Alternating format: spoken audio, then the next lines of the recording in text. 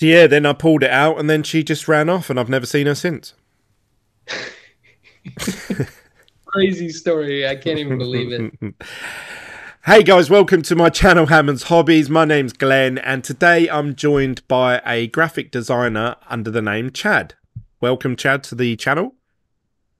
What's up, guys? Huge fan of Hammond's hobbies. I've been following him for months now, just getting into the sports card world. So, as a designer and a Formula One enthusiast, I thought it was a good opportunity for me and Glenn to kind of have a conversation and see where it can go. So, I'm excited to be here. Thank you for that. I paid him to say that, by the way.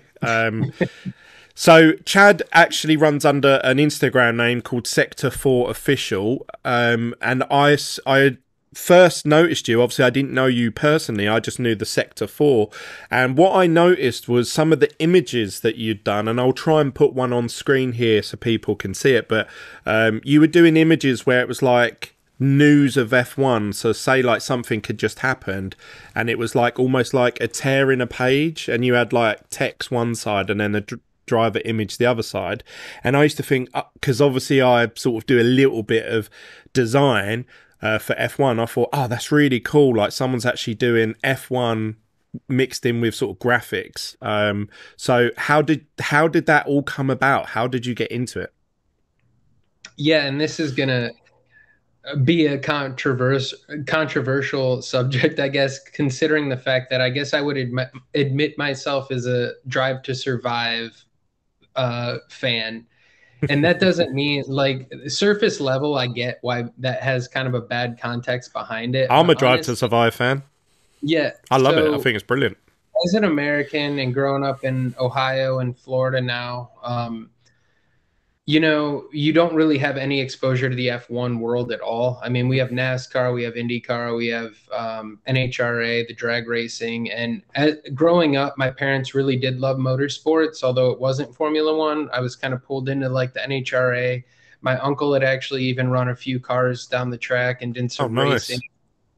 But eventually it went to NASCAR, and then it kind of hit a weird plateau. Like throughout my college years, I didn't really think about racing anymore. It was what it was. As a kid, I even had a complete NASCAR bedroom. I mean, I had all the little model cars. I had everything. I had a NASCAR birthday party, and like that for me was what I thought motorsports, the pinnacle, would have been. So then growing up a little bit, still having it in my heart of loving motorsports and then getting into graphic design, comes the pandemic in 2020. And honestly, I was just digging through Netflix looking for something to watch, and Drive to Survive. What's that? I don't know. And I just, because of liking motorsports, figured I'll take a look. I'll watch a trailer. And I watched a trailer of Drive to Survive and I was like, all right, I'm in. And I went right through the series.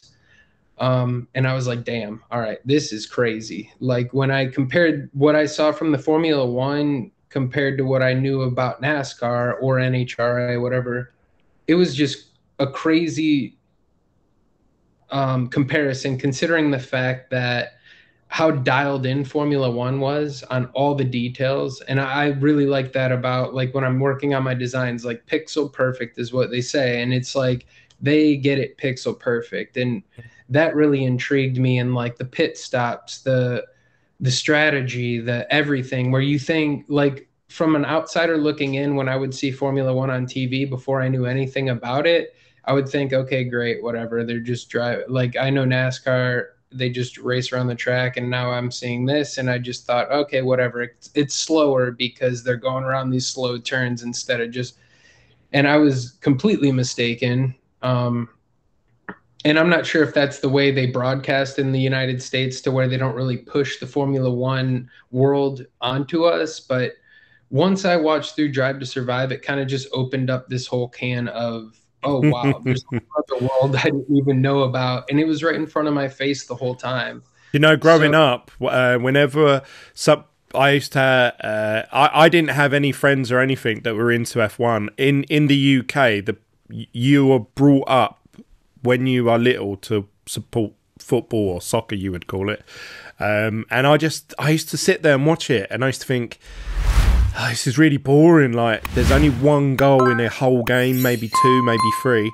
And that's it. And when I was watching Formula One, the thing that people don't realise is they think that obviously all it is just they drive round and then the person who crosses the line wins.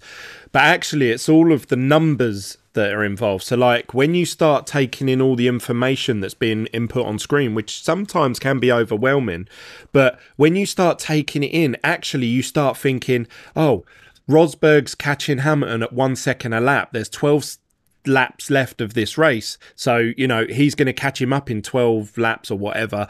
So you already start, and then you start watching the timer go down and say, oh, Rosberg's just put in a 1.5 second advantage, and you think, oh god, he's going to catch him in 10 laps, you know. So you start getting excited for the moment. So it's almost like watching football and someone going, that team's going to score in 3 minutes, and you would be excited. You're like, oh my god, I can't wait for this 3 minutes to happen. And it's sort of like that build up and everything like that. So you are right, yeah, there's so much information, and I do get why for a new person coming in, and that's why I'm surprised the Americans have taken to it so well recently, is that there's so much information to take in, and there's so much history as well that they're already like, hang on a minute, why is that team this, that and the other? But it seems like you've really embraced it over there, and obviously the people that own Formula One now, I can't remember what they're called, media something, and they're really pushing it over there. And I'll be coming over to Vegas actually to watch the Vegas Grand Prix next year, so maybe we can meet up then. But yeah, go on, carry on your story. Sorry. No, it's all good. And it's funny you say that. I mean, because I'm in Florida, so the Miami Grand Prix is just a few hours away, but the way they inflate the prices too here, and I guess they can justify it because the tickets are sold like nearly immediately. So you look at, I just saw the Circuit of the Americas today release their tickets, and just out of curiosity, because I'm far from Texas, but I thought I'd just go look to see what general admission was. And granted, it was $280 for, and I was like, all right, well, that's not so bad. But man, when I saw the Miami tickets go up the other year, I could have sworn they were at least like $1,200 just for general admission. I mean, and that, I guess that's the whole like appeal of Miami. You're kind of in this whole experience. But in any regard, yeah. So once I got into Formula One, I started watching a few races, and I was like, all right, I'm into this. And I figured I'd just pair my two passions of the design work I do and trying to like maybe do some creative work for Instagram. So I decided, you know what, I'm going to find a way to make a brand, whatever that might be, turned into Sector 4, and just kind of do some passionate projects about Formula One, like highlight drivers, highlight different things that might pop up throughout the season. And I've had a lot of fun with that. And although maybe my channel might not be the biggest, it's still a huge passion project to just, I don't know, I'm highly motivated to just keep creating more content. And I'm sure over the years, now that we're in the off season, I'm trying to evolve like and create templates for next year. Like, what am I going to do? What's the new race graphics going to look like? What's the driver highlights graphic going to look like? So I'm trying to work through that process now while I have some time in between to figure out what 2023 is going to look like. So, and now meeting with you, Glenn, and being on camera, I mean, this is also new to me. So I'm hoping to maybe dive into some YouTube content, and whether it be analyses of races or maybe even just like behind the scenes of like my graphics, like do a breakdown for some designers to maybe take a look at. So that's where I'm at right now. Yeah, I think that's awesome. I haven't got a graphic bone in my body, so yeah, I'll probably be taking a lot of advice from you going into the future. But you should share any of your images. Obviously, I know you want to promote obviously your Instagram, but share them in the Facebook group F1 Sports Cards, because you know, I'm sure the guys in that group will really appreciate obviously your artwork and also the news that you release. You know, I just take screenshots of like today, Mick Schumacher got obviously officially announced for Mercedes. I just took a screenshot of the Mercedes announcement and just shared it in the group. You know, so that's as far as my imagery goes. So, you know, that took me by surprise, considering the fact that he is a Schumacher. He might not have performed, but he was also at Haas. So there's that weird, like, gray area of where was the problem. And then also, I don't know. It was weird because for me, I kind of assumed Ricardo would get a reserve driver because I kind of heard those rumors. but I never really assumed Schumacher would. And for him to go from Ferrari to Mercedes, I think is a good move for him, because clearly it didn't work over at the Mercedes or the Ferrari Academy. So I'm excited to see. Although I don't think he's going to get a seat at Mercedes, I do think it'll be a good opportunity for him to try and prove himself in one of the front of the grid cars, to see if maybe he can't get a seat somewhere else in the next few years. Yeah, I think Toto Wolff will probably set him up some sort of plan where he goes off, but he's still under the Mercedes brand, and then he has to prove himself for a year or two. So who knows? We'll see what happens to him. I think it's a tricky one, because his name alone, obviously, is a marketing, sweetener for any team, but he has underperformed. So, you have to sort of take the good with the bad, I suppose. So obviously you've done the graphics work for obviously some of the news articles. Obviously then you've reached out to myself, and the reason you reached out was because you're actually like a lot of my audience, and that's why I'm glad we are doing this podcast episode today, because a lot of my audience actually come from a turbo attack background where they've just started collecting turbo attacks, or they've been collecting them for a year or two. And now obviously I'm talking about flagship and chrome and sapphire, and people are getting really like confused. I'm getting a lot of messages on a daily basis like, Glenn, what is this? Is this Turbo Attacks 2.0? Is this the next set already? Like, how comes there's a new set? And I've been trying to educate people, and I've actually today I've just spent probably about 4 or 5 hours recording one video that's about half an hour long, trying to explain the sets. But from your point of view, obviously as an American and also new to the sport and new to, I think, card collecting in general, what do you think of the tops F1 products so far? Yeah, so the whole reason I got into it, I was just looking through F1.com and like seeing the different kind of merchandise that they had. And I have seen like the cards on like the very expensive older, like the lights out, I would see on the internet. I'm like, dang, but that was even before I was looking. I think that might have been 2020. But then it just so happened I was on the F1 website. I was always kind of browsing through the store, and then I saw Turbo Attacks pop up. And as a matter of fact, I did collect cards when I was a kid. I did Pokemon, and I did watch your older video on the set. I think I had the original set too, and it pains me to know that that thing is somewhere else, but I could have had probably some paychecks within that binder. And then as I got into my like young teen years, me and my boys would collect like football cards, American football cards. So I always liked collecting cards, but then it kind of just, you grow up a little bit and it's a void. And then eventually it kind of catches your interest again. And I was like, you know what? I'm going to buy one. I thought I would only buy like one little pack just to have a few cards, because I thought it was cool. And so I bought a Turbo Attacks, and the timing was perfect because Turbo Attacks came out in the same time I was kind of being introduced into the whole thing. The Turbo Attacks 2021, I should say. So when I went onto the F1 website, I bought some, and then I got my pack. I went through them, and I was like, all right, this is cool. And then you just get the itch to get more. And I kept buying, and I don't have a complete set, but I'm like probably 80%. But the point being is the quality of those cards, and this is what caught my eye, especially recently, Glenn, because I've been watching your more recent videos opening flagship, was the guy that posted in your Facebook group about like I don't want to say quality because I've never held it in hand. I don't know if they're the same or if maybe the flagship is a little thicker, but in terms of design, I thought Turbo Attacks did way better than flagship. Although I will also say that there's some issues within Turbo Attacks in terms of like photo editing. It just seems like they got a little bit lazy, just slapping photos behind like their frame and then filling in the statistics. But I don't know. I was underwhelmed by flagship because when I went into Turbo Attacks, I didn't even realize what I was getting into.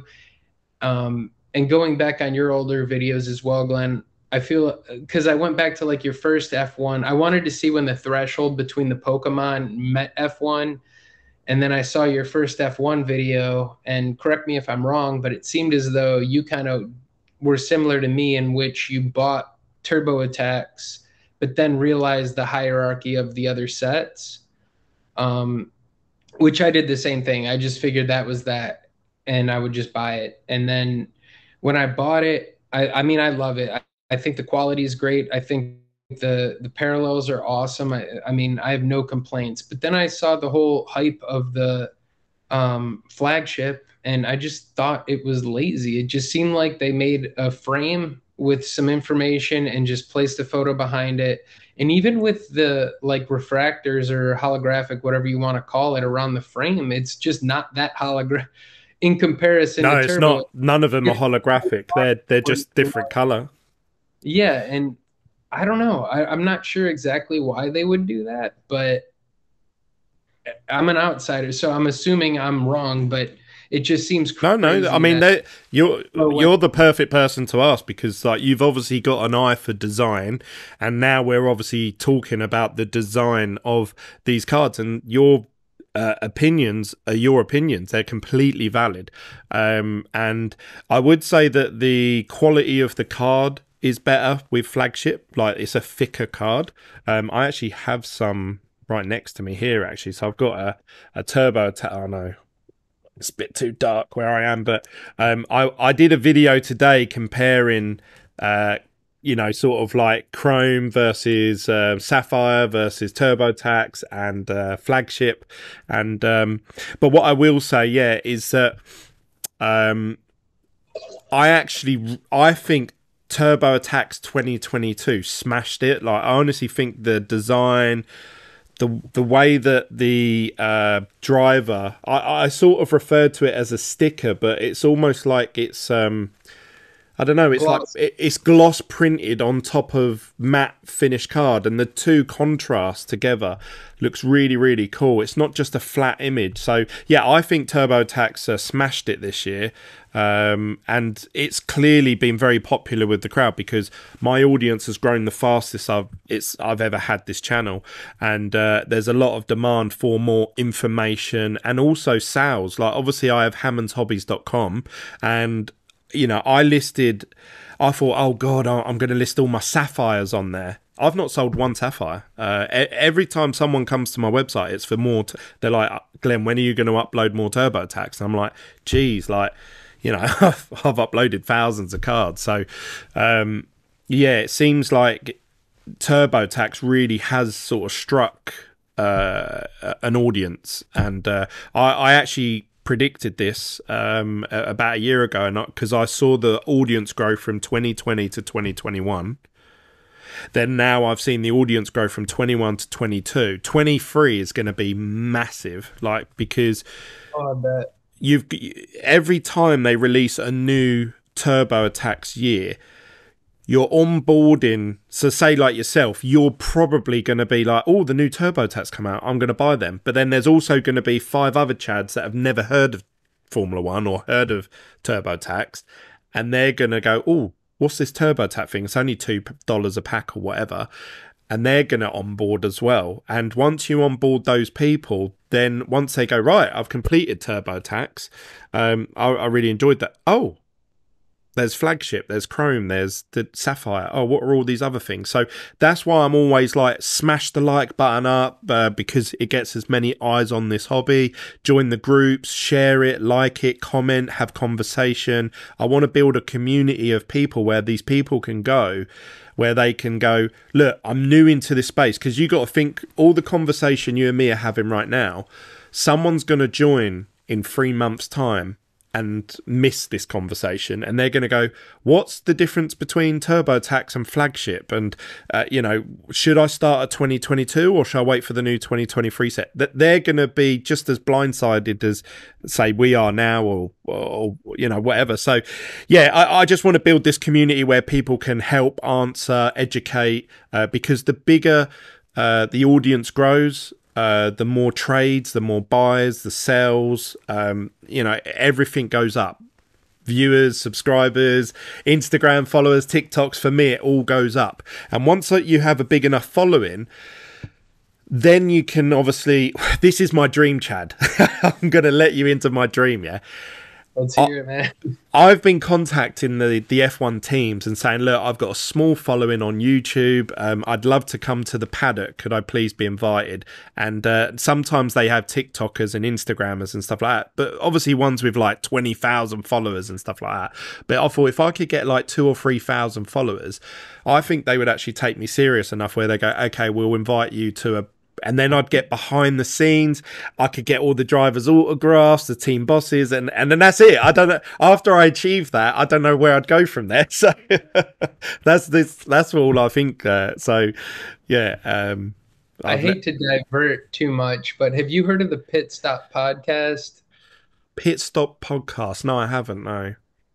Those boys, I don't know what they're doing, but they're doing something right, because from the outside looking in, man, they started their like media slash, I think it started graphics and went into podcasting, and now they're getting, I mean, they're in the paddock. Red Bull's hitting them up for different event. I mean, they're killing it. So you absolutely should check them out. They're two dudes from the UK, I guess, I'm guessing, that are just, I mean, their podcast is awesome. They sat down with Charles Leclerc and Carlos Sainz, it seemed like within a year of starting their podcast. So it was like, dang, man, you guys are killing it. But they are a good success story in terms of like working right up through the social media ranks right into the paddock. And I was shocked when I saw some of the stuff that they did. But I mean, it's warranted. They're cool guys, and it seems like they got a good thing going on. So I did look into how to create a podcast, like, you know, that's actually on Apple and Spotify and stuff like that. But it's like I'm trying to juggle too many eggs, if you like. Obviously, I've created Hammonds Hobbies, the TikTok channel, the Instagram, the Facebook, the Twitter. Obviously, the admin of a Facebook group. Obviously the YouTube channel, so it's like, obviously I'm trying to deal with, like, now I've got a distribution channel with Top, so obviously I'm learning about business. At the moment I'm looking at taking out a loan against my property to buy some more stock for this year. So it's like I'm juggling so many eggs, and I can't I would love to appear on a regular podcast and talk, but I just don't know if I can fit in. Like, obviously, you know yourself, for us to get this organised, it's taken us about 2 weeks to organise just a day. And then obviously, even when you came into it, it took us a good, I don't know, 40 minutes to get all set up and everything like that. Do you know what I mean? Like, it's a lot. And then obviously I've got to edit it, upload it and everything like that. But then, like, I was looking into the podcast process, and you have to seem to get approved by Apple and then Google and all the others, and you have to find a streaming software where you can upload it, and it uploads it to all of them for you, and it seems like it's a lot of work, a lot more work, and I've just sort of backed away from it a bit. So I mean, you know, if you want to start a podcast and invite me onto it once a week, I could talk about F1 every day for several hours. So if somebody was to say, Glenn, we would like to invite you on this show or whatever, I'd be there and I would talk for hours, but I want to talk and then leave. Well, hey, let me tell you this. As an American F1 guy, it's impossible to find anyone to talk to about this. So the fact that you're like, that's why I'm so anxious to do stuff like this, is because I don't get to talk about it. Like, anyone that I talk to, I'm like, oh, F1. And they're just like, yeah, okay. And they just don't understand. But I have gotten a few people where I'm like, go, and hey, maybe the diehard, like, ride or die F1 fans hate this, but I'll be like, go watch Drive to Survive, and then let me know if you like F1. I mean, it will absolutely suck you in if you watch that series, undeniably.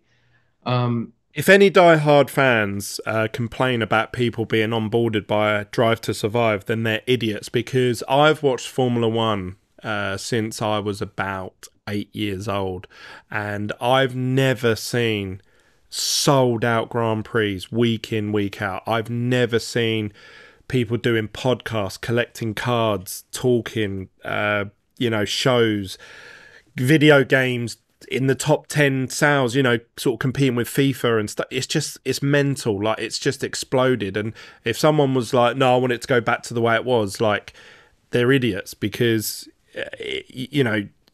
Formula One was predominantly a European sport.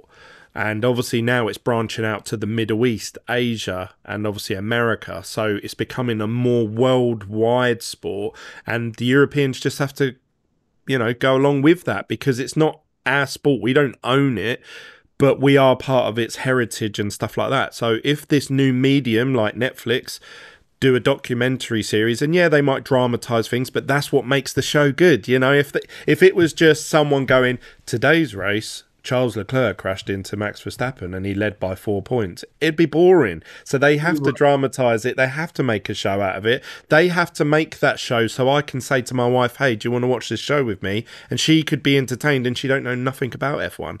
And I've tried to get her into it, but she's like adamant she won't watch it. So I know, and it's so funny because I get super annoying when I'm hanging out with like the family and we're like maybe having a few drinks and it's late, and I'm like, hey, I know you guys don't care about F1, but if we could pull up the last lap of Abu Dhabi, you got to see this. They're just like, what is it? I'm like, don't get me started on that. Bloody hell. I said to my wife, like, after that race, honestly, I thought I was going to have a heart attack in that race. Honestly, I punched the table. I was like, yeah, I'm sorry for your loss on that one. Oh, mate.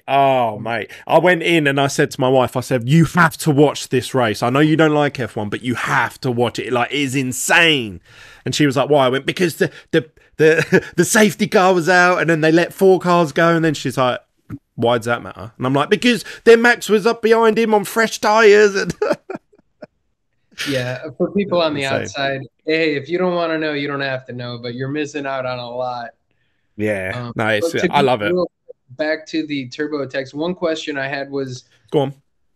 The quality, did it get better to 2022? My only experience is TurboTax 2022. So would 2021 be kind of flimsy in comparison, whether it be quality or like? No, I wouldn't say flimsy. I mean, they're both about the same sort of quality, but the way that they've done the images, like the design is better. Not so much the production value of it. It's the actual design, and also some of the way they've done the subsets are like.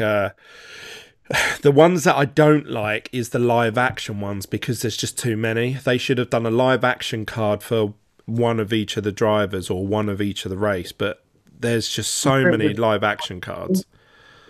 Sorry? In terms of 2022 or 2021? 2022, yeah. I think they've just ramped up like so that they could hit a quota of 250 cards. Yeah, it's mental. 2021, my favourite set. Oh, it's really hard actually. I would say 2022 is my favourite TurboTax set. Yeah, definitely. And it started in 2021 or 2020? Sorry?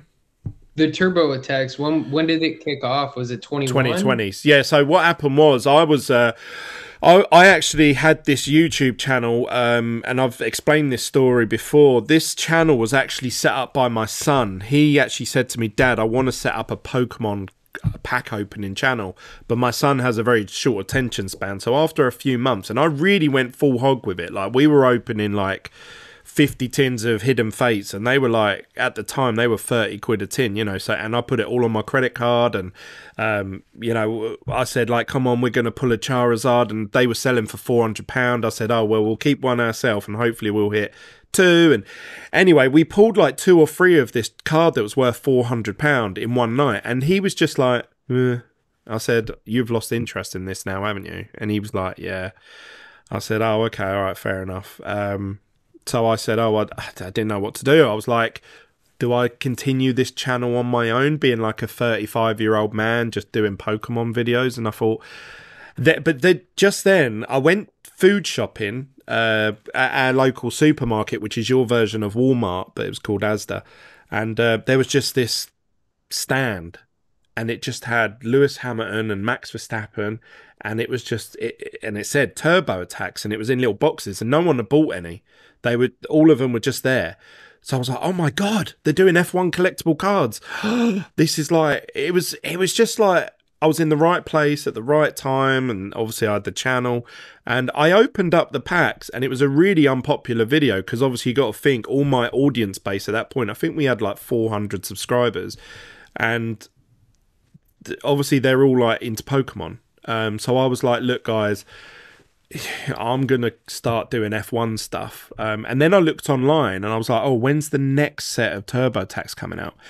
And then I looked online and realised, oh, shit, there's like Chrome, Sapphire, F1 Dynasty. What are all these? How much are they? Then when you look on the Topps website, you're like, oh, they're all sold out. Oh, and there's Topps Now. What's that? And how often do they come out? And I was just like probably the position you're in now. That's where I was 2 years ago. I knew nothing. I was like, what the hell is Topps? I didn't even know who Topps were. Do you know what I mean? Like, I didn't know what Chrome was. I didn't know what Sapphire was. So, yeah, now obviously, like, I feel like I know it inside and out. But I just went into a rabbit hole that I still haven't come out of. Yeah, and now that you mentioned that, and this was a note I took watching one of your videos, is you mentioned that what was it? Dynasty is one, you get one card. Yeah. You just know it's legendary. Is that how that works? Nope. You could pull an absolute dud from that set, and you've lost a lot. Live action Turbo Attacks card. You'd be like... So the way that F1 Dynasty works is you get 5 boxes in a case. So a case is like, say like, just for argument's sake, this is what they would consider, say, a case. And then when you open this case up, there would be like so many boxes of Topps sealed product. So with F1 Dynasty, you get 5 boxes. And in those boxes, you could pull a Lewis Hamilton, which would be worth, at the time, no one knew, but at the time, the previous one sold for like £80,000. And this is like with a piece of suit on it. It's got a race bit of memorabilia in it, and it's actually race worn, and it's also hand signed by the driver on the card. So if you look at Topps Chrome cards, the stickers are signed, and then the sticker gets put onto the card. Whereas the F1 Dynasties, the card is actually signed on the card by the driver. So the driver must have held it and signed it themselves. And then it's encapsulated in sort of like a MagSafe case with a Topps void sticker sort of over it. And then it's put into a box with a bit of foam on the top so it doesn't jump around in the box or anything. And obviously when you open that, you could pull George, Lando, Lewis, Max, and they would be really good hits, like, but if you pulled Franz Tost or Otmar or Nicholas Latifi, these were selling for like £200, £300. But to open that box, to go and buy one of those boxes, you were talking $2,000 for one box. And in that one box, you get one card. I believe in one of your videos you explained too, like, and maybe not with the Dynasty, that might be different, but Flagship or whatever, you can help me remember what set this was, but they don't even indicate, like, it's like, oh, here is Toto Wolff's shirt. Might not have been hit. Like, it was like just more so a Mercedes kit shirt maybe than it might have been Toto's, or maybe he wore it for a pro. Like, you never really know where it came from. It's that's right. So yeah, that set you're referring to is called Flagship. That's the actual Flagship set. Okay. And with the relics, they're called. Bear with me 1 second.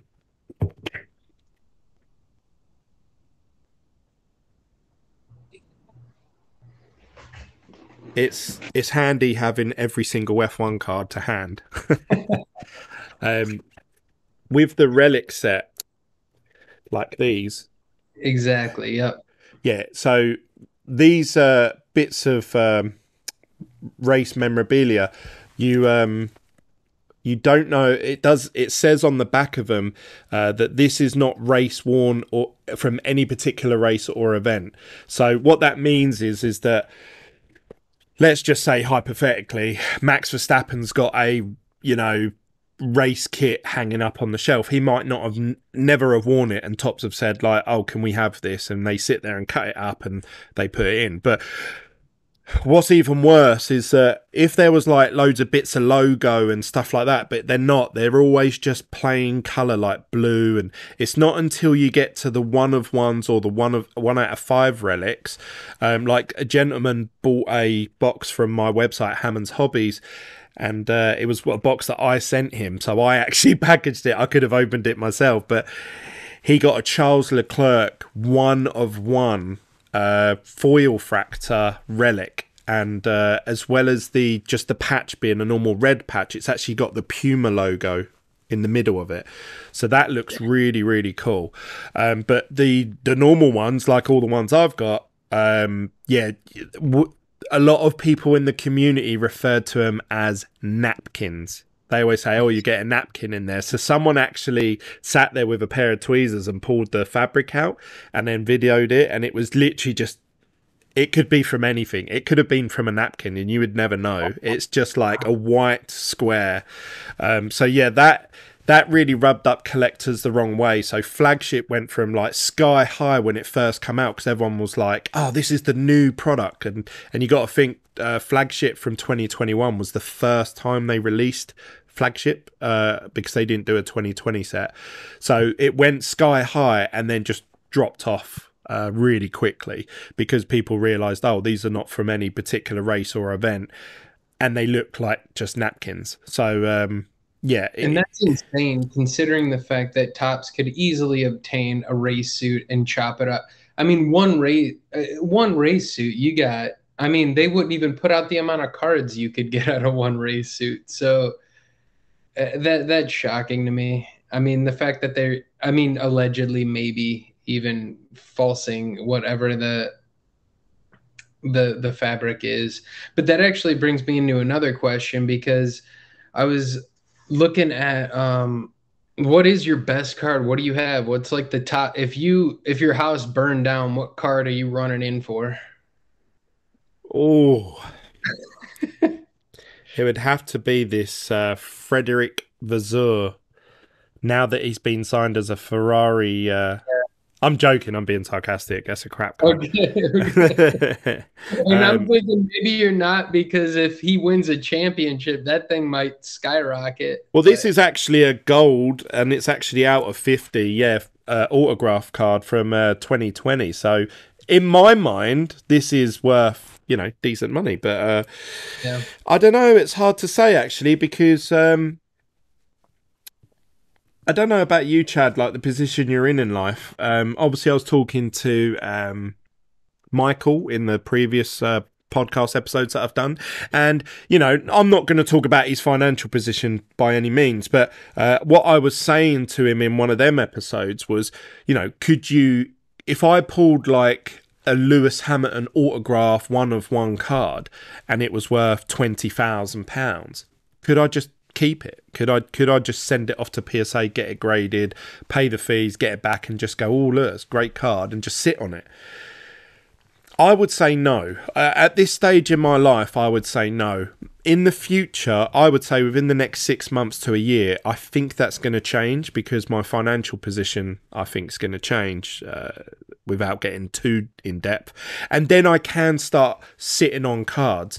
For me, obviously, I'm all about completing sets. So originally, when I was completing the Sapphire set, they were selling for I was selling some of them for like £4,000 or £5,000 for a complete set, and I must have sold 4 or 5 of them. I also sold a complete purple set, which I sold for I think I sold it for £12,000, which is about probably $14,000.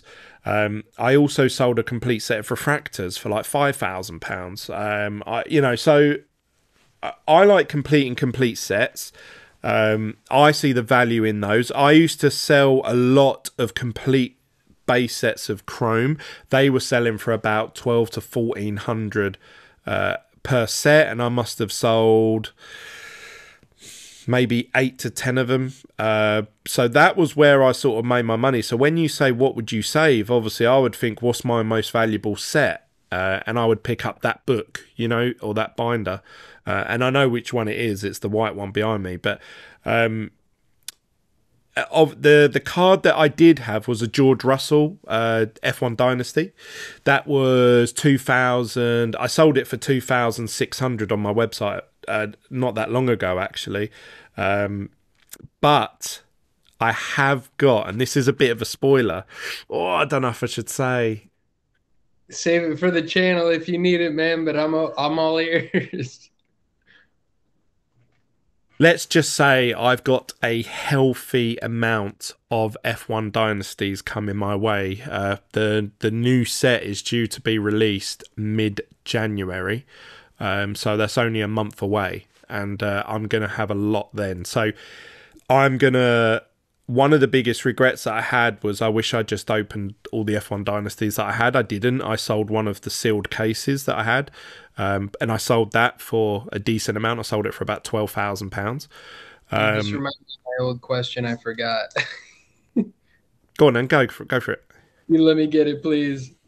So this is I mean, you can't even answer this accurately, but like when you get your whole palette of, or not palette, but in a cartoon world, you have a palette of these cards in your graduate, because you buy all the, like, when the new sets come out, you buy a ton, resell. How hard is it when you're holding two cases to be like, all right, which one am I keeping? Because it could be anything in either of these cases. I mean, obviously, I literally just had that with the flagship. So with the flagship set, I got two cases, and I always knew, right, I'm going to open one myself, and I'm going to resell the other one, and that's what I put the other one up for pre-orders.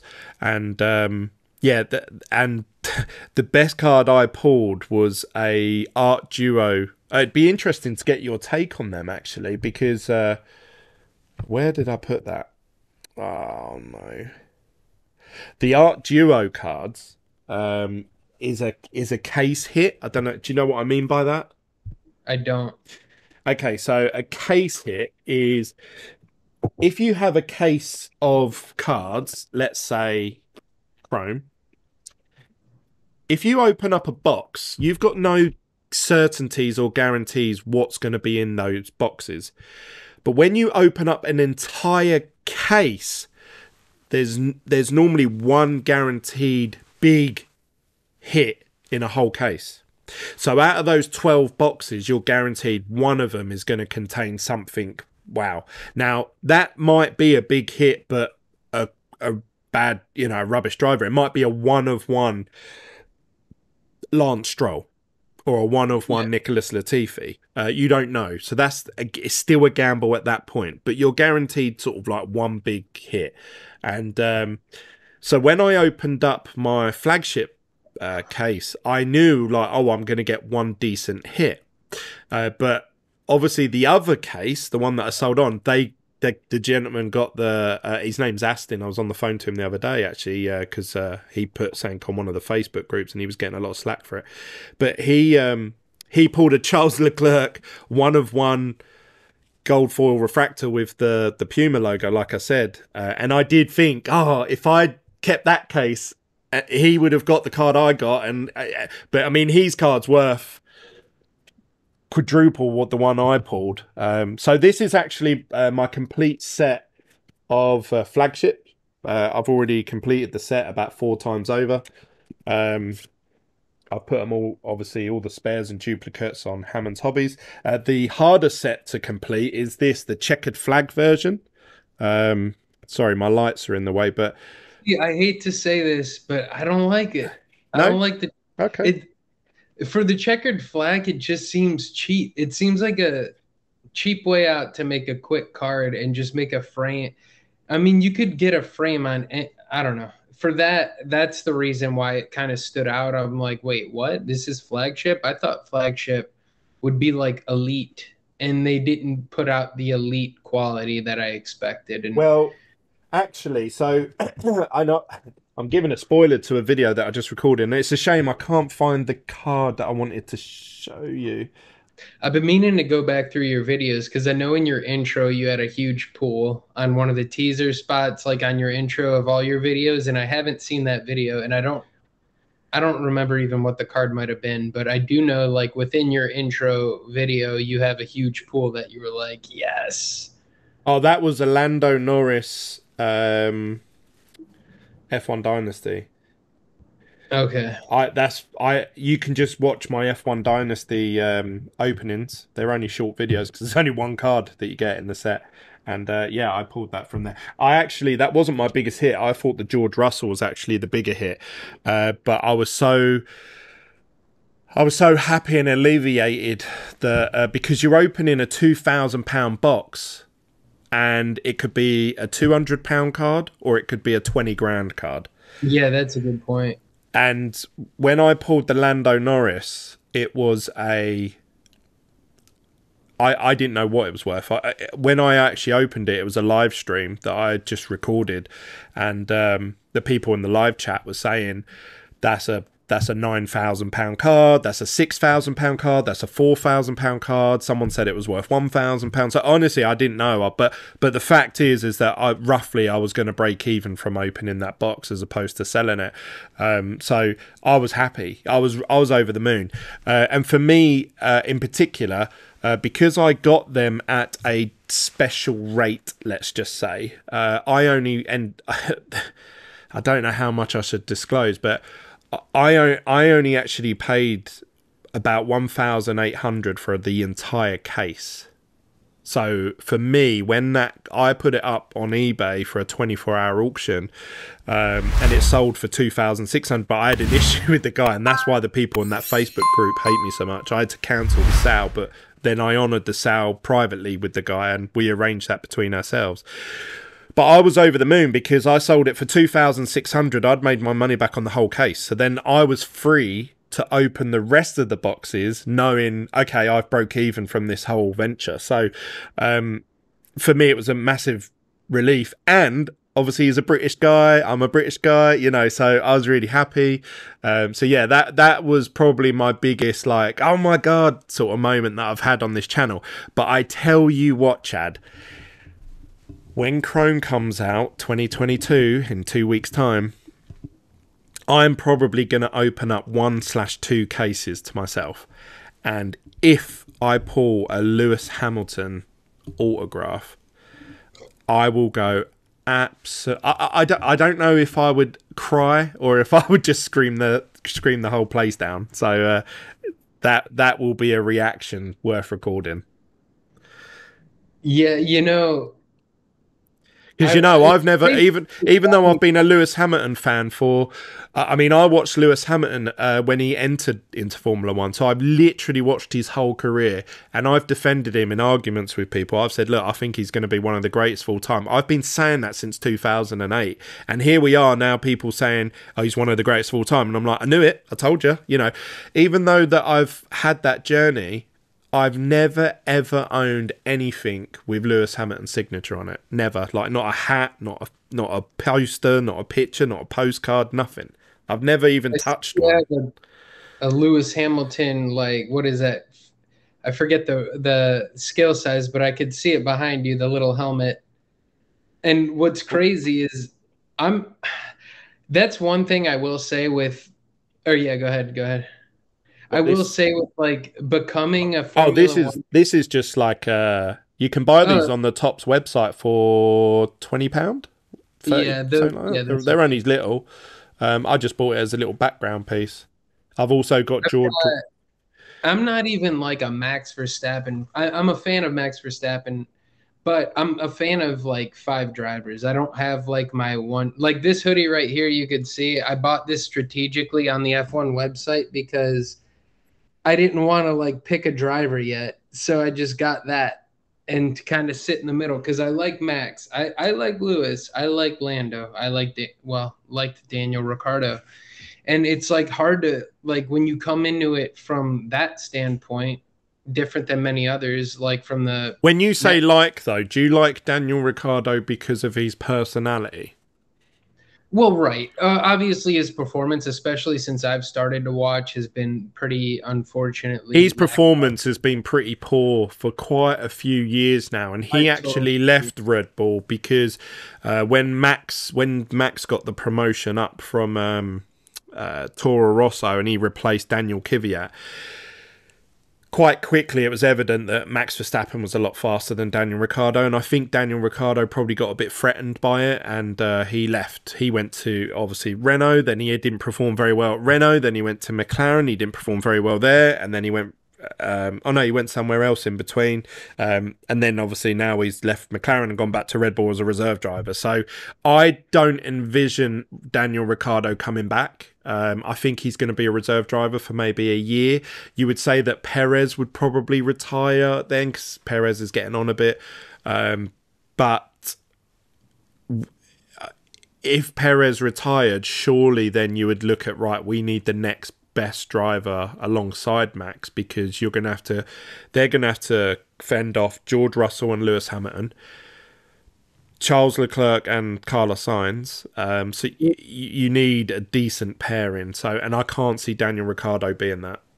Yeah, I mean, I'm with you on that. And you're right. It is personality. I mean, you can like the guy, and I think similar to Schumacher, Schumacher's name can't save you forever. And for Ricardo, your personality can't save you forever. If you're not putting the results out there, you're out. And that's just the unfortunate brutality of the sport, is if the numbers aren't there, see you later.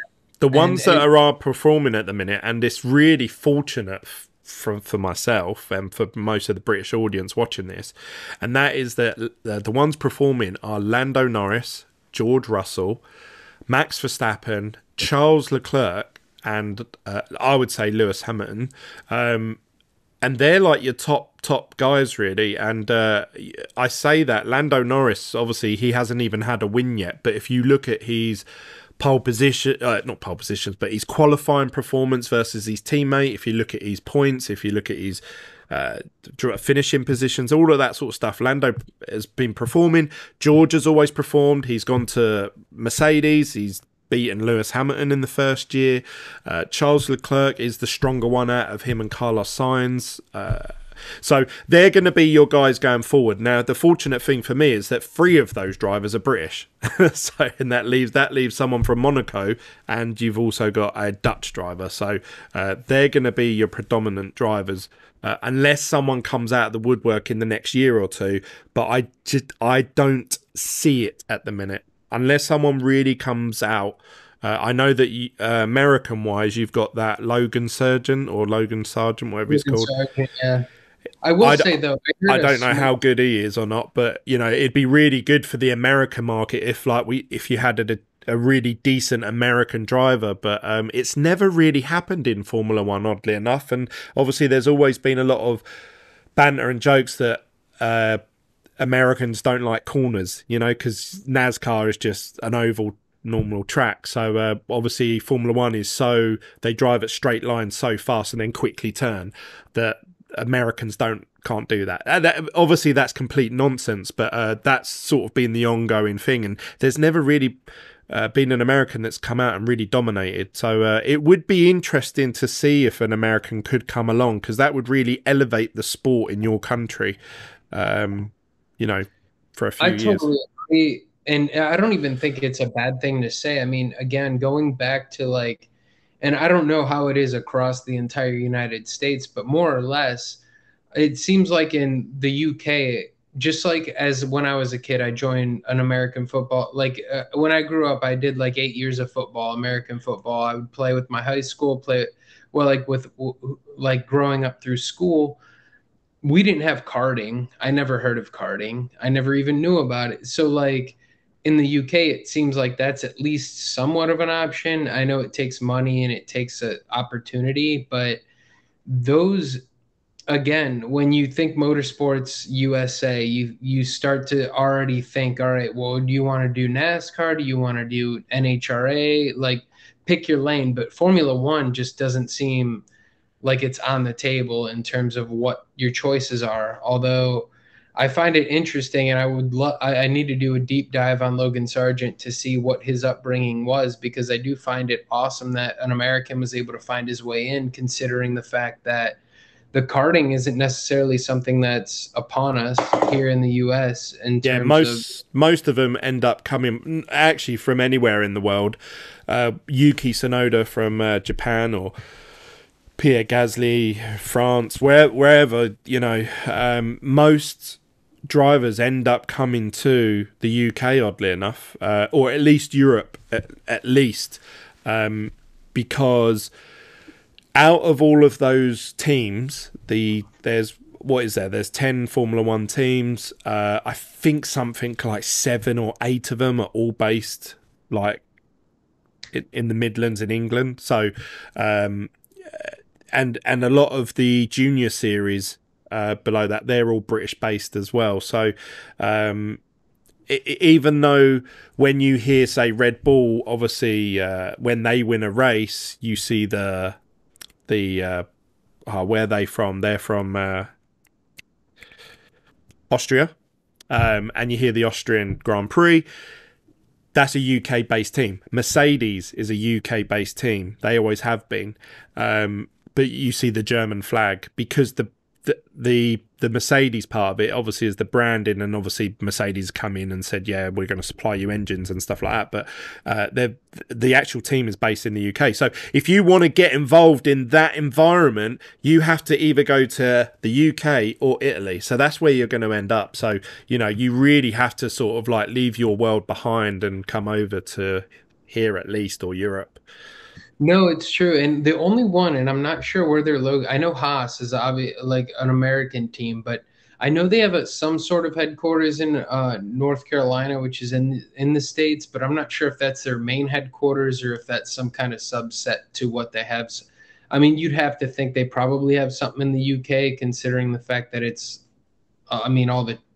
not all the track, but like you have more resources within the UK to kind of get that done. But it's certainly, again, newer to me, so it's interesting to see how big the sport is, yet how little my culture and the people around me, at least, had no idea how crazy that sport was or is.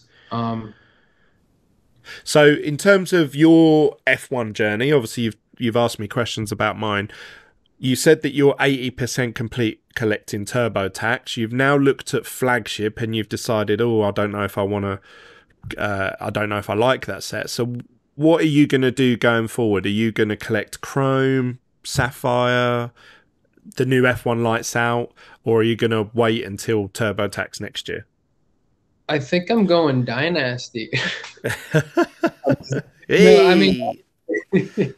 No, at this point, yeah, that's a good question. Like, my goal right now is to finish my Turbo Attack set from now. And then that's a good question because I struggled with that this year. Like, do I want to spend money on cards or get a mini helmet? And I could show you, I have 2 small things in memorabilia. Again, both, I hate showing this because I'm not a big Max Verstappen. I mean, I'm a fan, but he's not like my number 1 driver. But I bought this because, like, I don't know. I bought a mini helmet and then I got, here we go. So I got a 1/18th model of Max Verstappen's car with a little Max Verstappen that can go on it. Nice. And I only got that because I had already previously been gifted a Max Verstappen mini helmet, which could have only been perfect timing considering the fact that he had won the championship this year. So although it's not his gold helmet, this is the helmet at least that he won his first championship with. Mm-hmm. So again, if I go to a race, this thing's coming with me, and if I can't get him to scribble on it, that's the goal. So I'm like in a financial, like, do I get more merch? Do I get more memorabilia? I don't know, but oh wait, this will actually make you happy. I got a little Lewis Hamilton just to show that I'm not partial. The Lego. Do you have this? No, I don't. No, and they do a bigger version of that as well that I've seen. Yeah, the McLaren is sick. Yeah. And this I came across in Target, and it was like $30. I'm like, I can't say no to that. So that's the few things I do have, but again, it's tough to kind of attract myself to one driver because the whole many of the dudes on the grid are just so chill. It's like even Nicholas Latifi, it's like, hey man, you might not have performed, but you're a cool guy. I mean, Yeah, he seems like a really nice guy, actually. So I can't knock him for that. But awful driver, though. So what do you think about this whole team principal shuffle, the musical chairs? Yeah, it's really odd because I've been watching Formula One, like I say, for many years now. Probably to well, it's my birthday and it's your birthday. Before we went live, we both realised tomorrow is both our birthdays. So yeah, that's insane. Happy But birthday, so man. I reckon, yeah, happy birthday to you too. I've been watching Formula One for about 30 years, and it's you have like team principals retire like Jean Toss, or some of them like obviously get the boot. They get told, "Look, you're not performing very well," but it just didn't happen that much. And now, yeah, it's crazy because like I think in the last 3 or 4 days they've all moved around, didn't they? So obviously it all started with Frederic Vasseur getting announced that he's going to Ferrari because Bonotto retired or handed in his resume, he probably got the sack. Yeah, it was on the So wall. Frederic Reserve's going there. He was actually one of the sort of key elements to Charles Leclerc doing so well at Alfa Romeo. So that's good for Charles Leclerc. He's going to have a team boss that he's worked with previously. And obviously, I think Charles Leclerc is the future of Ferrari. And then you had I think his surname's Capito for Vito or something. Yeah. Asset Capito. He left Williams. I heard he retired, but I don't know. I think he'll go to a different team or something. I don't know what's I actually heard he happened there. retired, came back to help Williams, and then Yeah, now now he's he's out. retired again or something. So it's like, I don't know. Who knows? Because we never do know. But my assumption is he's probably just retired. But hey, you never know. And then you've got Seedale from McLaren. He has gone over to Alfa Romeo. Alfa Romeo, but he hasn't just gone as a like manager. He's actually gone as a CEO. So I Which don't is know. super confusing. It's like, what does that even mean? Yeah. So Because sometimes, and it's funny because sometimes I always in my head, if someone says who's the team principal at McLaren, I go, oh, it's Zach Brown. I'm like, wait, no, it's not, because he's so like camera facing guy. You almost relate him with like Toto Wolff and Christian Horner, but yeah. there's always this guy right behind him, and yeah, I was shocked to see that happen, but I guess we'll see. And I heard that with the whole Seattle going to Alfa Romeo, and this is speculation, of course, and not my speculation from what I've read on the internet, which for whatever that's worth, but that Lando Norris is said to go to Audi in a few years, and that was to not only bridge the gap, but so like now I'm thinking, damn, maybe not. I don't know, but it put another like thought in my head, like, man, imagine Lando goes to Audi. Who That knows would where make sense because if unless Lando got a seat at Ferrari, McLaren, or Red Bull, which is looking unlikely, in the next year or two, then yeah, he has to do something different because McLaren are just not performing.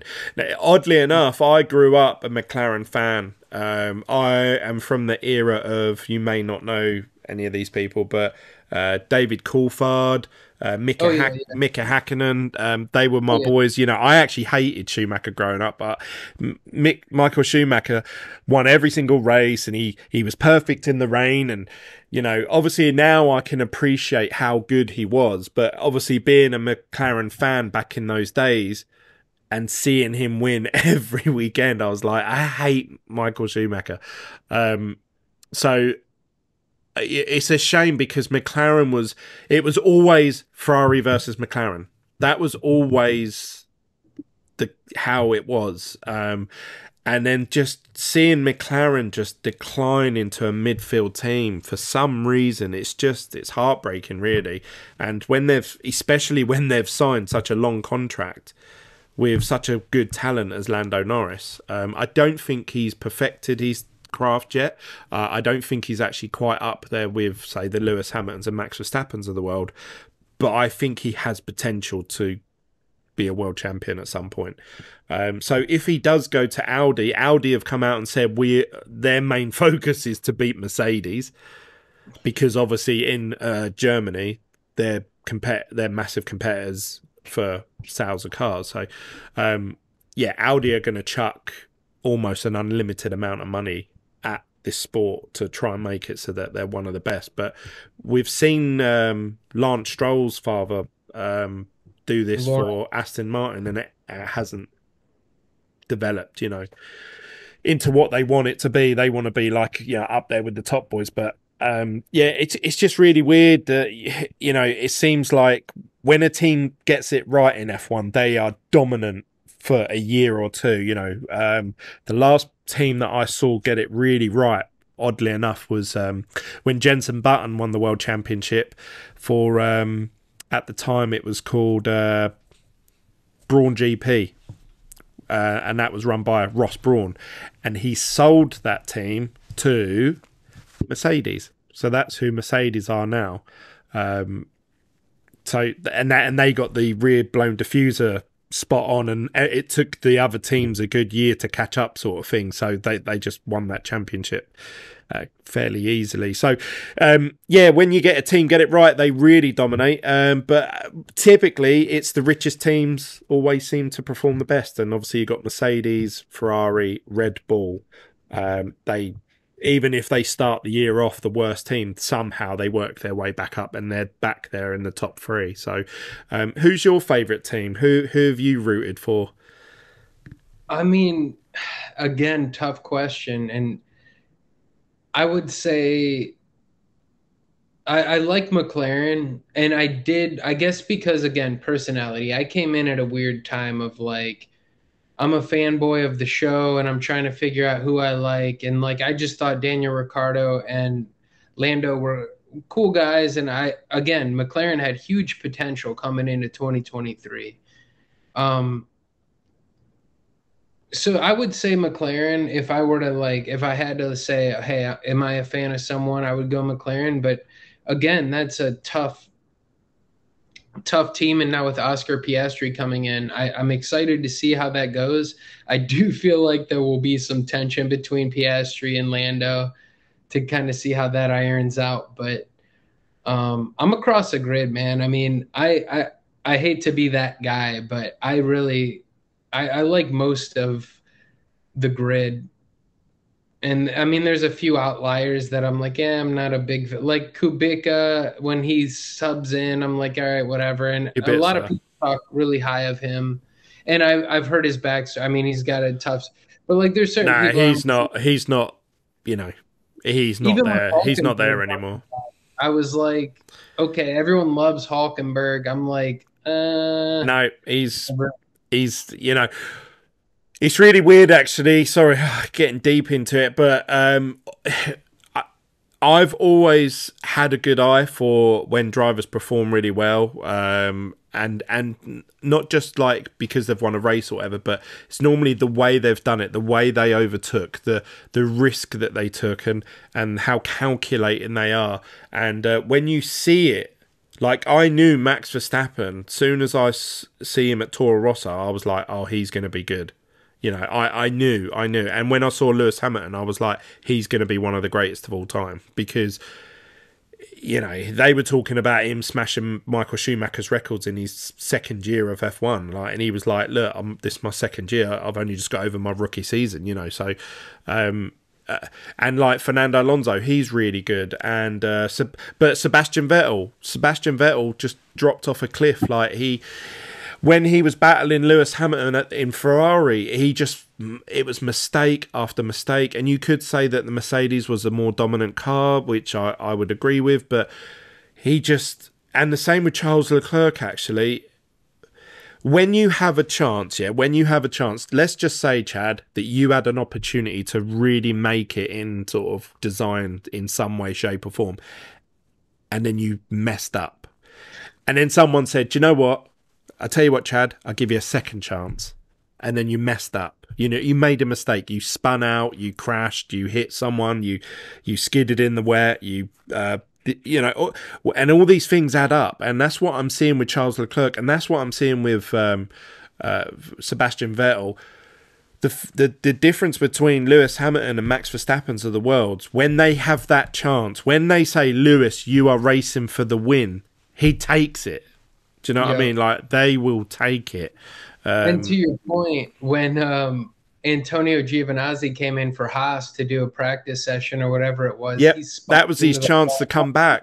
And that's what I'm saying. He bottled it. I don't even like him that much. I mean, he's a good guy, I'm sure, whatever. I don't hate him, but like, I didn't really count on him coming back. But then when I heard he had a drive and then I saw that, I was like, oof. You look at Pierre Gasly. Pierre Gasly's done really well, but he had his chance. He had a chance to really take it to Max Verstappen in Red Bull, and he didn't take it. He buckled under the pressure, the peer pressure, the intensity, the demand to perform, and he as soon as that demand and that pressure was removed, he started performing really well. So maybe he needs a different management style. But if you ever want to be a world champion, included in that is going to come pressure, demand, you know, every sector perfect, pixel perfect, like what you said earlier. And if you're going to fall short of that, you are not going to become a world champion unless you have a dominant car. But even then, you have to beat your teammates, so you have to be pitch perfect to beat them, you know. So when I see these drivers making mistake after mistake after mistake, I think no, they haven't got it. Like, and yeah, they might, like Charles Leclerc might be a world champion one day. Maybe he'll sort things out. But the amount of mistakes I see him make, he needs to really sharpen that up.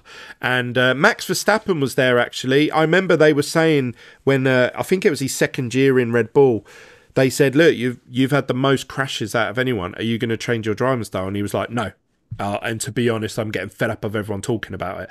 And he got really angry. But then he did. He changed his driving style. Unless he's fighting against Lewis Hamilton, then he goes back to how he was. So, you know, but that's what I've picked up on. Like, and I think George Russell has it. I think George Russell has it. I see him when he gets a chance, he takes it. And, you know, he proved that the other race when he won. Yeah, I'd agree. I'd say with considering the machinery he was given, the fact that he was able to pull out a win and Lewis wasn't, kind of does like distribute the perception of, okay, well, Lewis is kind of maybe out, and then now we got him. And with Max, I mean, unstoppable. I mean, you like him or hate him. I mean, Max has been literally making the races boring, which before my day, the whole Vettel days I heard was similar to where Vettel would just completely dominate and literally make the races boring because you're like, oh, Vettel's up. All right, whatever. Like, he won. And we saw that a few times this year with Max. It's like by halfway through the race, you're kind of tuned out because he's so far ahead.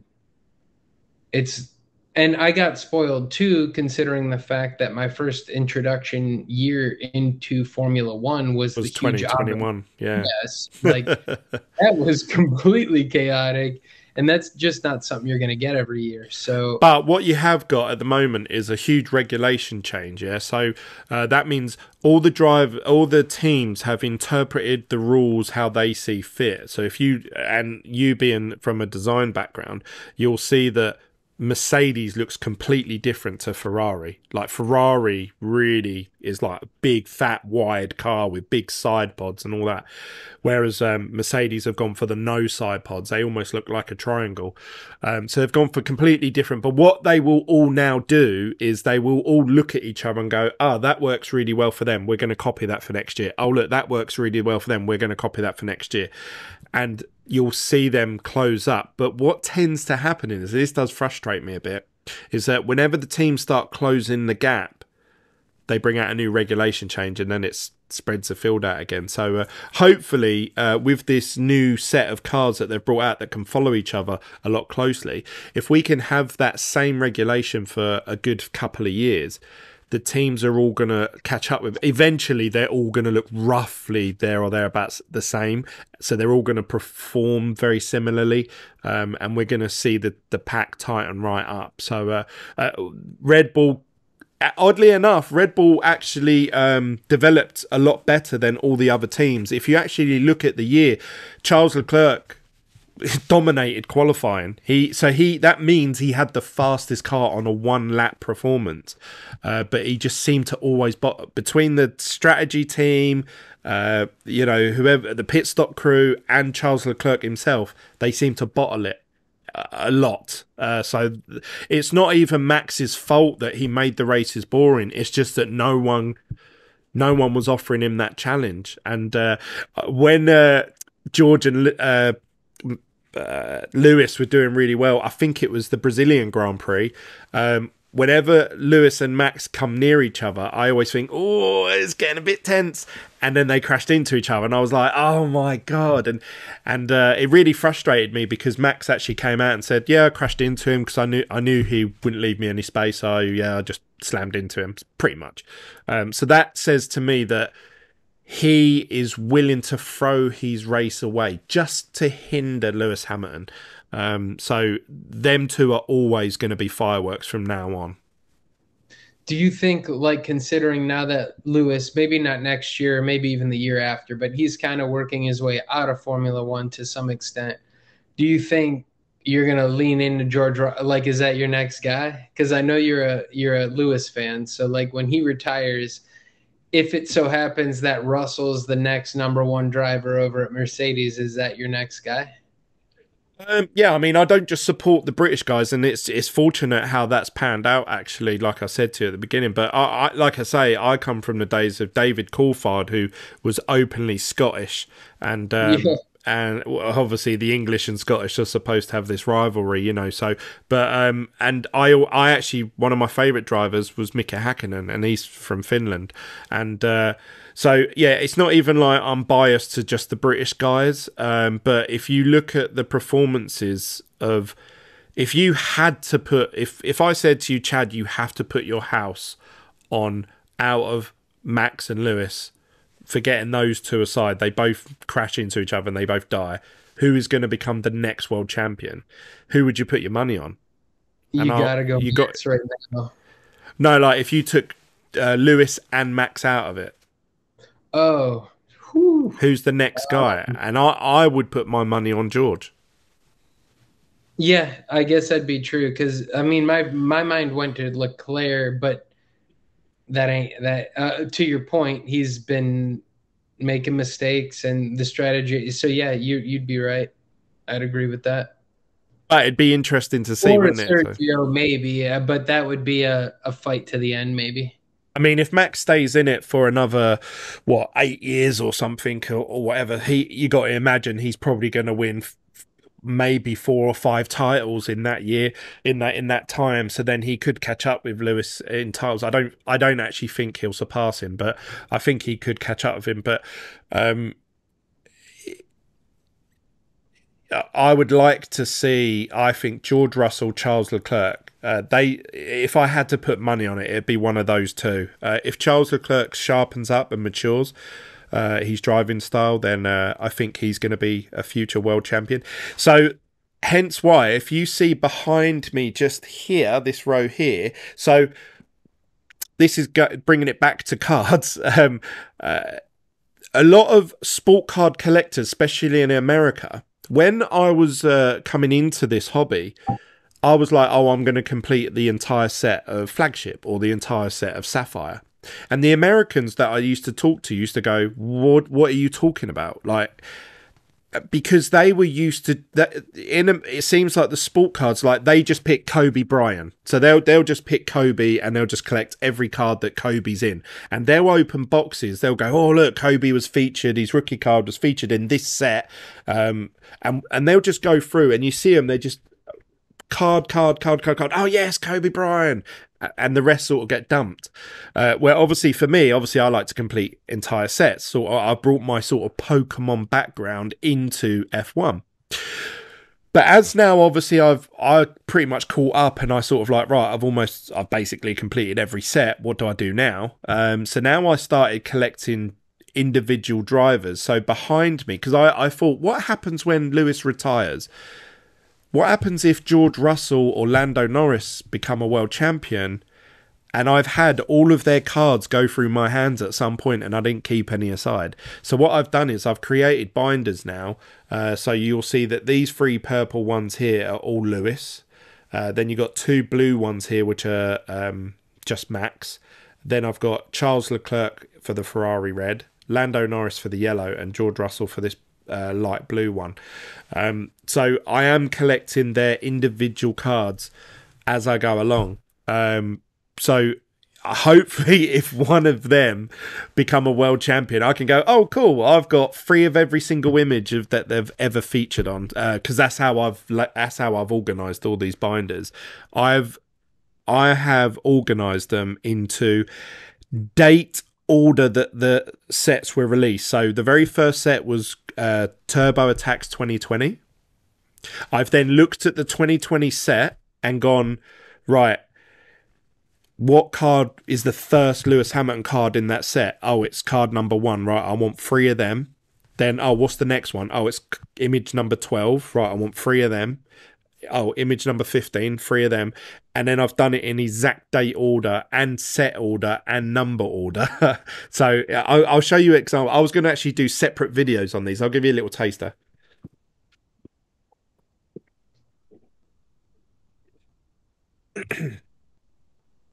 What's the thought behind 3? Just to have like What, one Lewis McQueen? Hamilton? Well, No, the Lewis Hamilton's one for each year. One, like, So backup. this is 2020. The next one's 2021. And then the third one's... 3 binder. Okay. I thought you meant 3 of each card. No. Oh, 3 of each card. Yes. No, I have. I've got 3 of each card. That's just because that's how it looks nice in a binder. Okay. So look, I'll show you what I mean. So this is... oh, can I do this without the light? There we go. That's a bit better. Yeah, so I can see. That's TurboTax 2020.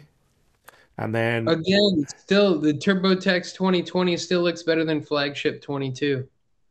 It's 3 gold. See, like, I'm missing 2 cards there, so I need to finish that off. Then it goes into the stickers 2020. So I need to collect 2 more of every single one of them. Cool. It's really hard to do this because it's backwards from what I can see. No, you're good. And then it goes into, after the stickers, it goes into Chrome 2020. So I've got 3 of every image from Chrome, or attempting to anyway. And I've tried to do it so that the third one is always a refractor. And then this was my thought process. Okay, so when you collect sets like that,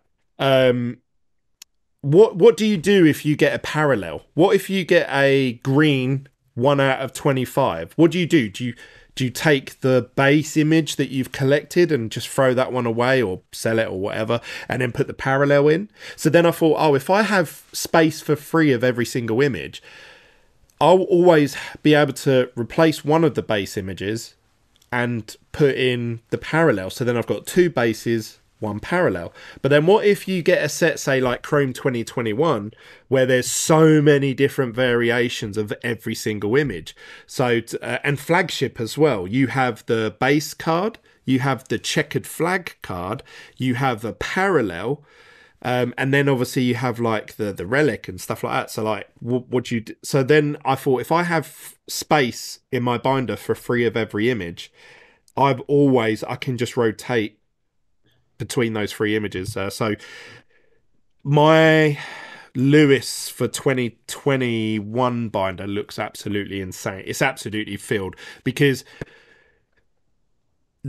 I can tell you now, I know this because I've collected them and put them into order. The driver that's featured the least amount in all the sets combined is George Russell. He's got the least amount of cards from all sets. He's like the forgotten hero. Because he was at Williams. Right. Lando Norris went to McLaren Alex Albon went to Red Bull, and who was the other one? Charles Leclerc obviously got signed for Ferrari. So he was the back of the grid.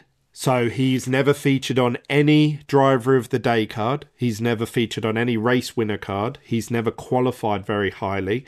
He's all he's got is his base image, him in a car, and then like normally a variation image at the end of the set. So that's like 3 cards. So for Chrome 2020, he's only featured on like 3 cards. Then Sapphire is a direct duplicate copy of Chrome. So then he's only featured on 3 Sapphire cards.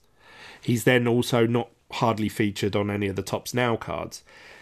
And then you go into 2021, still at Williams, still back of the grid. So again, he's only featured on 4 cards from that year's set. Do you know what I mean? So like, and then it was when he got announced that he would be going to Mercedes the following year, all of a sudden Topps started producing loads of these images and stuff on the card. So, but up to this point now, George has featured the least amount on any cards.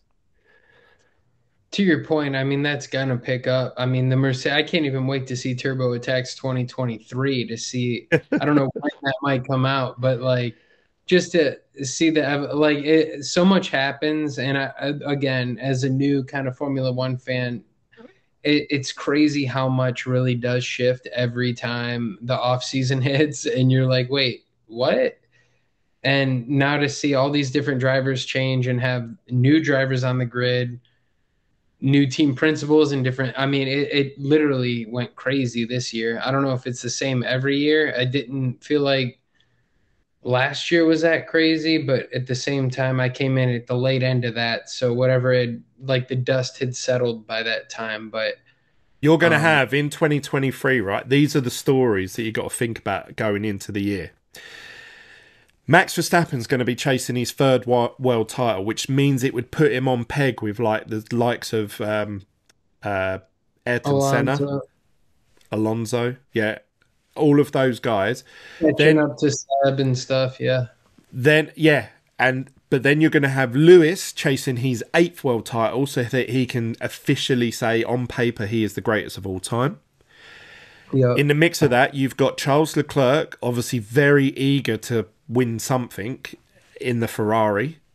You've also got George Russell, who wants to outperform Lewis Hamilton. So there's going to be at least, even if you had 2 teams, let's say Red Bull and Mercedes are dominant next year, and for some reason Ferrari, I don't know, they absolutely implode. You're going to have at least 3 drivers there that are going to be regularly fighting for a title. Sergio Perez won't. He's not their sort of caliber. But you're going to have at least 3 drivers there that are really dominant. If Ferrari are in that mix as well, I've very rarely seen in all of my time of watching F1 seen 3 dominant teams. There's always just been 2. There's always been the 2 that lead the pack and then the rest of the midfield team. If you have 3 teams, that means you could have at any one qualifying session or any race, one of 6 different people winning or qualifying first. That's awesome. That's awesome for the sport. That's awesome for all the fans around the world. So I would love to see that happen. The happiest I felt last year was when Kevin Magnussen qualified first in that qualifying session. I don't know if you saw that one in the Haas. Yeah, that was one of my favourite moments. And I'm a Lewis fan. I want Lewis to win, but that was one of my favourite moments because it was such joy to see the underdog, win on that particular day. So yeah, I want to see more of that. That's what I'd love to see. So it's going to be really interesting next year. I think 2023 is going to be. I don't want to miss it. Yeah, and I don't know how the regulations don't change again. I don't think till 2026. So if I'm right, I could be off on that. But I'm interested to know what then the next step is, because it seems like Mercedes obviously got chopped off at the knees on the last regulation change, and obviously all teams did. I mean, it was a big change, and I'm just curious to know, like, year after year, like every car, like the Mercedes car that was on the track this year, how much different would it be to next year, do you think? I mean, can they only make regulated changes, or is there any kind of like, I don't know how the regulations change year after year, or is it just every 4 years it changes? So Yeah, then it's like next, every sort of 4 years. But what will happen is one of them are going to push the boundaries too far on something, and just like then Aston Martin did with the little like their rear wing, they put the yeah, little so thing then on it. so then Whoa, they have to come out and say, right, okay, you can't do that, and then all the teams know, okay, none of us can do that. But that's why I'm saying eventually they all close up. dial it in. But Yep. then what will happen is in 4 years' time there'll be a big regulation change. But no, it's not actually set in stone. It's just the formula.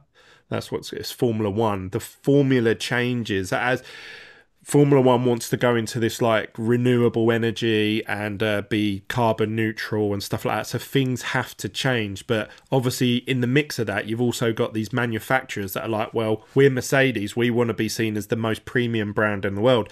Oh, and we're Ferrari. We want to be seen as the fastest car in the world. So we don't want none of this renewable energy. We want V12, da da da da da. So you've got all these different teams wanting different things, so they have to do it in sort of like incremental stages and give them plenty of notice. And obviously give a vision like, look, this is where Formula One's going. You either come with us or you don't. So obviously as Audi joins into it, they're going to be supplying engine. I would imagine it's going to take Audi a couple of years to really ramp up and get into gear. But you just don't know. They might come out with a concept of their car, and everyone will go, "Oh, why didn't we think of that?" And they might dominate. You just don't know. But all I can say is, obviously, I never think too far ahead with Formula One because there's just so much going on now. Like, we've had the most amount of changes in team bosses that I've ever seen in my life, and also we've had the most amount of changes in drivers that I remember for a long time. There's like. You've got like I say, like Charles Leclerc, Max Verstappen, Lando Norris, George Russell. They've all come. That's like the next generation. So then you're looking at them going, okay, but then 2 years later, I still think of George Russell almost as like a rookie. But then you've got Felipe Drugovich looking to come in, Logan Sargent. You've got all the F2 guys. Oscar Piastri, is he going to perform really well against Lando Norris? Lando Norris has only been in Formula One for a few years. Do you know what I mean? So like now you've got the next generation mixed in with the next generation, and like they're all going to be snapping at the heels. And as Lewis retires, who's going to take his spot? As Sergio Perez retires, who's going to take his spot? And that's going to be something to think about, and that's going to make it exciting in a couple of years' time. But I'm really excited and looking forward to 2023. Like, I'm just happy. Yes, it is a super hypothetical, but like if you were to guess right at this moment, who would take Lewis's spot if he were to retire today? Who do you think would take it? Who do I think would take Lewis if he retired, like his place? Like if Lewis said, "I'm not coming back for 2023," who do you think would fill the seat? Because that's a that's a tough Well, one, man. I can answer that honestly. Any of them, I tell you, every single driver will be ringing Toto Wolff up saying, "Please, please, please, give me a chance, give me the." But who do I think? Let's go this way. Who's most qualified, do you think, to take it? I would love to see. I would love to see Lando Norris in there. Not because he's the British guy, but like I said, he's the next. If you take out the top three teams, he's there or thereabouts. He's always outperforming his teammate. So I would say Lando Norris as the next up and coming person that deserves a slot in the top team. But I actually think George Russell would beat Lando Norris. If you look at because they all came through together. George Russell outperformed him in all the previous categories as well. So I watched a podcast recently with George Russell, and he was saying like it was really hard because I've beaten all the other guys like Lando Norris, Alex Albon. He said I've beaten them in all the other categories. Then I come into F1 and I was back of the grid like every week, and they said to me, "Look, this is the best we can achieve." So he was like, right, so I'm either last or second from last. Right, I'm going to make sure that I always beat Robert Kubica, which he did. And, I just think he has that. I think George Russell has that it thing. Like, he has that determination and that willpower to, like, right, this is my chance, I need to take it. And I would actually say, I can't remember what race it was just recently, but I don't know if you saw. Did you see where he had to try and keep Max behind him, and he was like, he kept moving over to the right and then braking right at the last minute into the corner and swooping back over to the left and then taking a corner? Can't remember what race it was, but he did it lap after lap. He did it every single lap, and they were like, he's not swaying, but he is taking up the whole grid, but he's doing it in a very methodical way. And I just thought, he's got it. That when you see drivers doing things like that, they've got it. They've just got it. And if he was fighting for a world title, he would take it. And that's where I have a lot to learn. Like, I mean, do I know the reference you had? No, but man, I hear all these references. They're like, yeah, turn 4 in Mexico was. I'm like, wait, what turn? I'm supposed to remember all the turns on all the different. Yeah, I know. Well, I said that to part of it. Like, that's a whole nother level of me having to like look at all this stuff. Like, yeah, I just saw a post like one of the chicanes got removed from one of the tracks, and like people are applauding it or whatever, and I'm just like, I have no idea. I mean, like, the F1 community seem to be very almost like an engineer. If you think of an engineer's thought process, an engineer looks at problems and they go, right, okay, well, if you break it down into this, this, and this, and this, and that seems to be the mindset of a Formula One fan. A lot of Formula One fanatics have a very methodical thought process. I don't have that. Like, so when I say like, oh, I can't remember what race it was, or I can't remember what corner, or I can't remember what year it was. Whereas when I was talking to Matt in the previous podcast episodes, you know, he's like, oh yeah, Silverstone 1997, when George overtook, and I'm like, what? How do you remember all that? And he's like, I just do. I just remember it. And I'm like, geez, like, I remember key events and I remember years, but I don't remember specific races and corners and, right. you know, but that's obviously, you know, nicknamed so many corners on all the different circuits. It's like there comes a time where I need to know my place and step back and say, hey, I'm not the know the corner guy. I'm the passionate graphic guy. Like, yeah. That's not, I've never been, even with football, like American football, like I love it to an extent, but I'm not going to sit there and crunch the numbers. I mean, from a visual standpoint, it is what it is, but it is crazy being on these different forums, even yours included, on Facebook, and being like, wow, these people like know what turn is this. I mean, but that's what makes Formula One is the fact that people are that dialed in. And the reason they are, I feel like, is because the whole sport is even 10,000 times more dialed in than the fans are. Like, they know all the intricacies of everything. Yeah. And the diehard fans know the intricacies of being like a diehard fan and knowing like about the sport. And then for someone like me, like, I love the sport. I consider myself diehard, but I mean, I'm the first to admit I'm not here to say I know everything. I don't know barely anything, and I'm talking to people like you and other people to try and kind of find my footing on exactly all the things that are going on. But at the end of the day, I mean, I do think it's an engineering masterpiece, and that for me is enough for me to be like, wow, I'm in. Yeah. And I don't have mean, like I said earlier, for me, you know, what would be great is if I could meet 10,000 more Chads.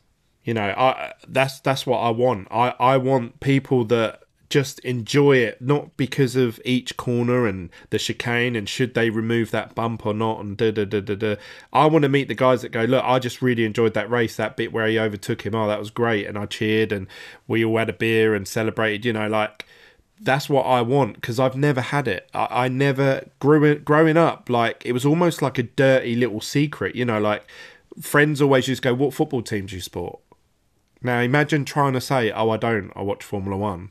I got laughed at, I got picked on, you know, but that's just, and now it's a popular thing. So like I love it, and I want to get as many people into the hobby, talking about the hobby, collecting cards and remembering key points with the cards, and like just enjoying it. And you know, that's what I hope to build. And obviously with your help and people like Matt, people that are diehard fans, you know, people that come into it that do have an engineering sort of mind method, they can go, oh, okay, so how do I find out about the races and the time zones and all of this? And people like Matt and whoever, you know, in the group, they can say, oh yeah, I use this website, and oh yeah, I check all the time things on this. Do you know what I mean? Like, so there's somewhere they can go to talk to someone about it. And that's what I want to build at the end of the day. But have you got any more questions for me? Not really, man. I mean, I'd love to keep the conversation going at some point. I mean, hey, if you want to do more podcasts, I'm completely open. I mean, I know it's been tough for us to get together due to just life events. I mean, we're both doing our own thing, and but overall, dude, I mean, I like talking F1. I like talking tops cards, the turbo attacks, whatever else, and um, we should do it again, man. Let's do it. Yeah, no, it's been really interesting hearing, obviously, an American's point of view. Obviously, Exactly. all the people I've spoken to, actually, oddly enough, the people that I've spoken to on this channel so far have all been Australians, and they've been diehard F1 fans. So it's nice to hear, you know, someone who's just come over recently from America. And yeah, like I say, if you ever need to ask any questions, you can always join the F1 Facebook group. Obviously, I know you're in there already and quite a key member of there. But yeah, I'm looking forward to seeing what illustrations you do, what graphics you bring up. And just as a little teaser to everyone watching this, if you've been watching this for the last hour and 45 minutes, just as a teaser, me and Chad are working on something together that I think you guys are going to really love. And we're just waiting until we finalize on it before we share it with people. So yeah, keep an eye out for that. And if you want any sort of graphical input or help or designs or anything like that, reach out to Chad. Obviously, you've got your Instagram, which is... Sector4.official. And are you on anything else? Are you on YouTube or Twitter or TikTok or anything? Not yet. I mean, no. I stay to Instagram, but I'm hoping to kind of fall into YouTube a little bit. So hopefully in the future I'll get some behind the scenes videos and maybe more content like this with you, Glenn. We'll see what we Yeah, can yeah. do moving forward. But yeah, as of now, just Instagram. Okay, cool. And from myself, obviously, you guys all know, I probably am boring you by repeating myself now. Make sure you visit hammondshobbies.com if you want any cards or sealed product. Chrome's due to come out in 2 weeks' time. Pre-orders are on the website now if you want to pre-order your box. Also, any single cards. And if you want to follow me on any of my social medias, you've got Facebook, Instagram, TikTok, and Twitter, all with the name Hammonds Hobbies. Don't forget to like these videos. Also click subscribe. And we're going to be hitting over 1,000 subscribers soon, Chad. That's pretty insane. I You're can't making wait it. for that. Today, oddly enough, just randomly, I had like 12 people subscribe to the channel, which is like, that's quite a big day for me, you know. But It's harder than people know. yeah, it seems to it's like a snowball. So like you know, like once we hit over 1,000, hopefully we get to 1,100 pretty quickly, then Mhm. 1,200, and hopefully we can get sort of like to the, I think once I get into sort of like the 3,000 mark, then I can really reach out to brands. There's quite a few F1 brands out there that people don't know about, and I've sort of reached out to them previously when I only had like 400 or 500 followers, and obviously they're like, oh no, sorry, we only deal with accounts that have over 1,000 followers. That's why I've always aimed at 1,000, just so I can sort of say to them, look, I want to show your product off, would you work with me and do stuff? So, you know, like once I start getting into those numbers, then I think it will snowball and I can do better content and show more products and stuff like that. But for now, obviously, it's just all about the cards. I love doing the cards. For me, it's really odd. It's like I've gone full circle because before even Pokemon, I wasn't into football at all, but I used to collect football cards, not because I knew anything about football or I liked football, but just I used to put them in my inside pocket, and then I used to pull them out and I used to sell them. I used to say, right, they'd say, oh, you've got a shiny. And I'd say, yeah, well, I want 20p for it. And then they'd give me 20p. Now I'm doing exactly the same thing as what I was doing in my playground when I was like 5 and 6 and 7. But now I'm doing it on the internet. So it's like I've gone full circle in my whole life. So yeah, I love it. I love it. And I don't see me stopping anytime soon. So Keep it going, man. I mean, I will say this, like from my perspective, finding out who you are and being able to sit down with you now and even talk with you is a benefit and a pleasure to me. So you're killing it, man. I mean, your content's great. You introduced me into the whole sports card world as I'm trying to like navigate through this Formula One universe. And yeah, man, if you keep doing exactly what you're doing, I think you have no problems. And I hope to chat and work with you more, man. I mean, cool. it's good talk. Awesome. That's it from us, guys. I'll look forward to seeing you guys on the next video. Like I say, make sure you like this channel and also subscribe. And I'll see you very soon. And I'm sure you'll hear more from Chad pretty soon as well. See you later, guys. Later.